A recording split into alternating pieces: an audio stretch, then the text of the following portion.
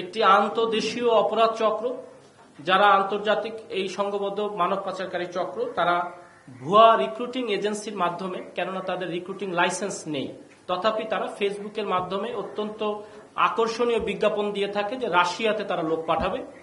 এই SRM নাম সর্বস্ব ভুয়া রিক্রুটিং এজেন্সি ফেসবুকে বিজ্ঞাপনের মাধ্যমে বাংলাদেশের বিভিন্ন প্রান্ত থেকে অসহায় বেকার লোকদেরকে তারা আকৃষ্ট করে এবং তারপর তাদেরকে আসার পরে 3 বছরের চুক্তিতে সাধারণত রাশিয়াতে কাজের জন্য পাঠায়। কিন্তু পরবর্তীতে তারা রাশিয়াতে যে দেখে যে তাদের পাসপোর্টে SRM যে রিক্রুটিং এজেন্সি তাদের কোনো অস্তিত্ব নেই, তারা যাই হচ্ছে প্রকৃতভাবে কাগজপত্র হাতে পাওয়ার পরে তারা দেখে যে নোয়াখালী ওভারসিজের মাধ্যমে তারা রাশিয়াতে গিয়েছে এবং পরবর্তীতে তারা ওখানে যে অত্যন্ত নির্যাতনের শিকার হয়। তাদের যে চুক্তিকৃত বেতন $600 সেটা না দিয়ে তাদেরকে $400 দেওয়া হয় এবং তাদেরকে বিভিন্নভাবে নিপীড়ন, খাওয়া দাওয়া দেওয়া হয় না। একটা রুমের মধ্যে 12 জন 14 জন করে থাকে।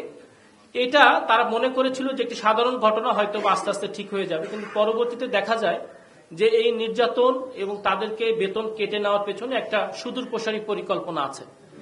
সেই পরিকল্পনাটি হচ্ছে তাদেরকে এমন একটি পরিস্থিতি তৈরি করা, একটি রাশিয়ার মতো ভিন্ন একটি দেশে, যে দেশে ভাষাগত সীমাবদ্ধতা আছে, সেই দেশে তারা এমন একটি পরিস্থিতিতে পড়ে যে পরিস্থিতি তাদের দুটি উপায় থাকে। এক হচ্ছে তারা দেশে ফিরে আসবে, অথবা তাদেরকে বলা হয় যে তুমি যদি বেশি বেতন চাও তাহলে তুমি চলমান যে রাশিয়ার যুদ্ধ আছে, রাশিয়া ইউক্রেন যুদ্ধ, সেই যুদ্ধে তুমি যেতে পারো। অনেকেই অস্তিত্ব সংকটে পড়ে এবং তারা যেহেতু অনেকে জমি বিক্রি করে, অনেকে লোন করে, টাকা ঋণ নিয়ে তারা রাশিয়াতে যান, তারা এই মোটা বেতনের ফাঁদে পড়ে আমরা ভুক্তভোগীদের কাছ থেকে তথ্য পেয়েছি যে কয়েকজন রাশিয়া ইউক্রেন যুদ্ধে গিয়েছেন এবং সেখানে যে তারা নিখোঁজ রয়েছেন, অর্থাৎ তারা আদৌ বেঁচে আছেন না মারা গেছেন এই বিষয়ে কোনো তথ্য নেই। পরিবারের সঙ্গে যোগাযোগ করেও তারা আমাদেরকে কোনো তথ্য দিতে পারে নাই। তো এই বিষয়টি আমরা পরবর্তীতে ঊর্ধ্বতন কর্তৃপক্ষকে জানিয়েছি, এটি ইতিমধ্যেই তদন্তাধীন আছে। পরবর্তীতে আমরা এই ভুক্তভোগীরা আমাদের ঢাকা মেট্রোপলিটন পুলিশের দারুস সালাম থানায় একটি মামলা রুজু করলে আমরা সেই মামলার সূত্র ধরে এই SRM ওভারসিজ লিমিটেডের মূল হোতা রোবায়েত সহ আমরা 4 জনকে গ্রেপ্তার করি এবং গ্রেপ্তার করার পরে প্রাথমিক জিজ্ঞাসাবাদে তারা স্বীকার করে যে তাদের আসলেই কোনো রিক্রুটিং এজেন্সি নাই, লাইসেন্স নেই। তারা ফেসবুকের মাধ্যমে রাশিয়াতে লোক পাঠাচ্ছে, কেননা এর যে মূল হোতা রোবায়েত, তার বড় ভাই উনি রাশিয়ার নাগরিক, উনি রাশিয়াতে থেকেও বাংলাদেশিদের নিয়ে ওখানে একটা আলাদা সিন্ডিকেট বা চক্র গড়ে তুলেছে। তো তারা এখান থেকে ফেসবুকের মাধ্যমে বিভিন্ন সময়, এখন পর্যন্ত আমাদের কাছে যে হিসাব আছে, প্রায় 200 থেকে 250 লোক বাংলাদেশিদের রাশিয়াতে পাঠিয়েছে। দুঃখজনক হচ্ছে কেউই নির্ধারিত সময় যে 3 বছর থাকতে পারে নাই। ম্যাক্সিমাম লোককেই তারা আইদার 2 মাস, 4 মাস, 6 মাসের মধ্যে আবার বাংলাদেশে ফেরত পাঠিয়ে দেয়।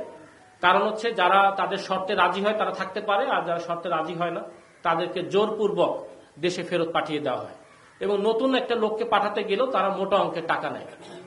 আমাদের তদন্তকালে আমরা জানতে পেরেছি যে রাশিয়ান কোম্পানি সমস্ত খরচ নিজেরাই বহন করে, অর্থাৎ যিনি যাচ্ছেন তার কাছ থেকে তার কোনো অর্থ ব্যয় হওয়ার কথা নয়। কিন্তু প্রকৃতপক্ষে ভুক্তভোগীদের কাছ থেকে এই চক্র জনপ্রতি 6 থেকে 8 লক্ষ টাকা নিয়ে থাকে। কিন্তু এই সমস্ত টাকাটাই কিন্তু যে কোম্পানির সাথে তার কাজের চুক্তি, সেই কোম্পানি দিয়েছে বলে আমাদের তদন্তে আমরা পেয়েছি।